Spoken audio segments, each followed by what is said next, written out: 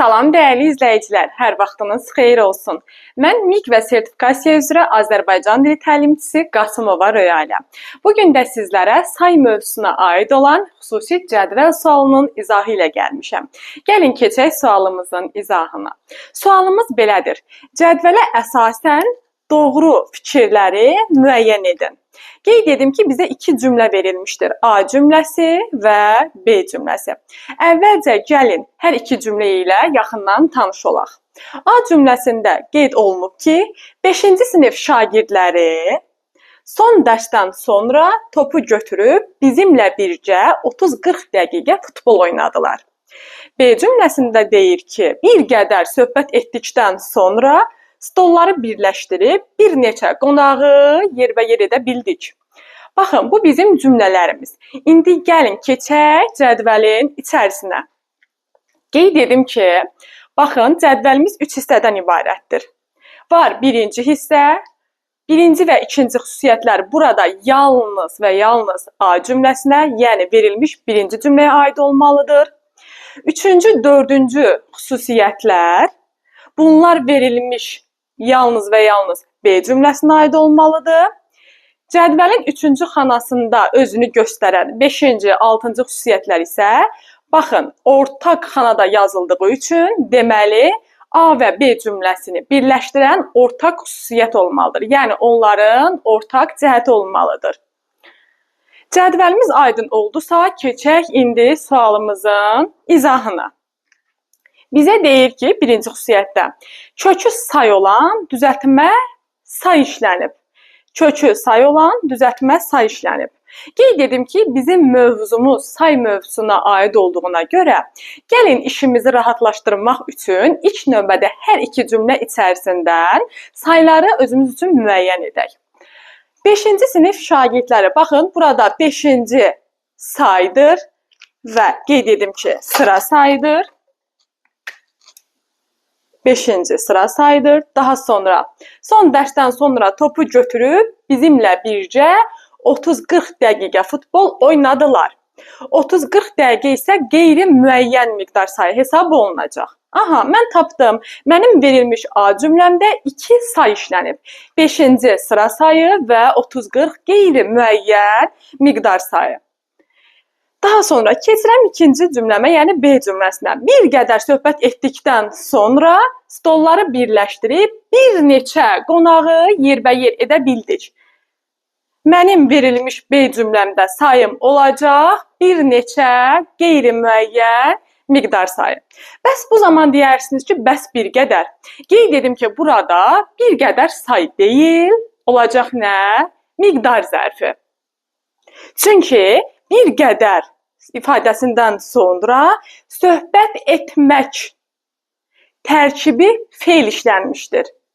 Buna görə də artıq bir qədər burada say yox, özündən sonra feil gəldiyi üçün zərf olacaq. Yəni, mən burada bir qədər sözünü say olaraq götürməyəcəm.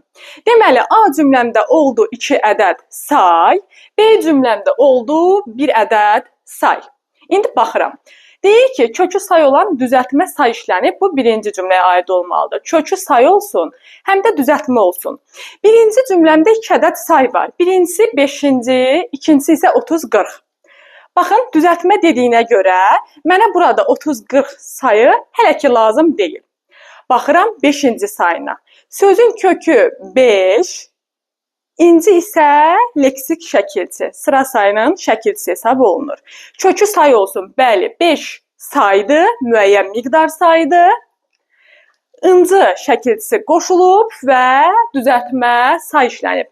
Müəyyən miqdar sayından sıra sayı düzəlib. Doğrudur. Və mən bu biri doğru olaraq götürəcəm. Daha sonra keçirəm ikinci xüsusiyyətə. Deyir ki, ikinci xüsusiyyətdə mürəkkəb say işlənmişdir. Mürəkkəb say işlənmişdir. Baxıram, A cümləmdə 30-40 mürəkkəb sayı vardır. Düzdür.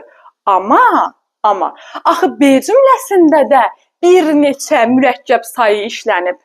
Deməli, artıq qeyd olunan ikinci xüsusiyyət yalnız A cümləsinə aid olmayacaq.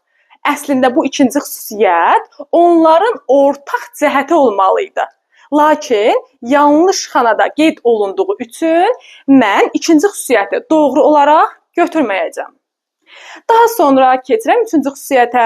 Üçüncü xüsusiyyət isə yalnızca qeyd edim ki, B cümləsinə aid olmalıdır. Gəlin baxaq üçüncü xüsusiyyətdə nə deyir? Cümlənin ilk sözü saydır. Baxıram B cümləsinə bir qədər söhbət etdikdən sonra. Bir qədərə deyir ki, saydı, lakin mən bunu əvvəlcədən izah etdiyim üçün artıq biz bilirik ki, burada bir qədər say deyil. Özündən sonra isim gəlsəydi say olardı, lakin mürəkkəb, tərkibi fe'l gəldiyi üçün burada bir qədər olacaq zərf. Bu yanlışdır artıq.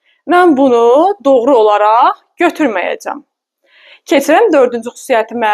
Nümunədə bir say işlənib. Söhbət B cümləsindən gedir. Baxın, burada bir qədər say olmadı. Deyir ki, nümunədə bir say işlənib. Baxıram, bir qədər söhbət etdikdən sonra stolları birləşdirib, bir neçə qonağı yerbə-yer edə bildik. Bəli, bir neçə cümlədə verilmiş B cümləsində bir ədəd say işlənib. O da bir neçə sayıdır. Doğru fikirdir. Və yalnızca bu dördüncü xüsusiyyətə aid olduğu üçün, daha doğrusu B cümləsinə aid olduğu üçün mən bunu götürürəm. Çünki A cümləsində 2 ədəd say işlənmişdir. 4-ü də mən doğru olaraq götürdüm. Daha sonra keçirik növbəti 5-ci xüsusiyyətimizə. 5-ci xüsusiyyətdə nə deyir? Kökü say olan düzəltmə söz işlənib. Kökü say olsun, eyni zamanda düzəltmə olsun. Baxın, A cümləsində mən artıq kökü say olan düzəltmə sözümü müəyyənləşdirdim. Kökü saydı və düzəltmə saydı, sıra saydı. Doğrudur. Gəlin baxaq, görək. B cümləsində də kökü say olan düzəltmə söz işlənibmi? Baxın, düzəltmə say demir. Artıq burada kökü say olan düzəltmə söz deyir. Baxıram, bir qədər söhbət etdikdən sonra stolları birləşdirib, baxın, birləşdirib. Burada sözün kökü olacaq bir, birdən birləşmək, birləşməkdən birləşdirmək, da qrammatik şəkilçi. Deməli, həqiqətən də doğrudur. Hər iki xüsusiyyət, yəni hər iki cümləmizə 5-ci xüsusiyyətimiz uyğun gəlir. Kökü say olan düzəltmə söz işlənib. Doğrudur. Birləşdirmək və 5-ci sözləri. Buna görə mən 5-ci xüsusiyyəti də doğru olaraq götürəcəm. Keçirəm 6-cı xüsusiyyətimizə. Sıra sayı işlənib. Baxıram, A cümləsində sıra sayı var, 5-ci sıra sayı. Lakin B cümləsində mən yalnız bir ədəd say görə bilirəm. O da bir neçə qeyri-müəyyən miqdar sayıdır. Deməli, 6-cı xüsusiyyət A və B cümlələrini birləşdirən ortaq xüsusiyyət olmayacaq. Artıq mən cədvəlimdə doğru və yanlış fikirləri müəyyənləşdirdim. Məndən cədvələ əsasən doğru fikirləri seçməyim istənilirdi. Doğru fikirlərim olacaq 1, 4 və 5. Yəni, sualımızın doğru cavabı olacaq 1, 4 və 5. Yəni, A variantı. Belə dəyərli izləyicilər, sualımızın izahı bu qədər. Əgər sualımızın izahı sizin üçün faydalı oldusa, videonu bəyənməyi və kanala abunə olmağı unutmayın. Bugünlük bu qədər. Hələlik.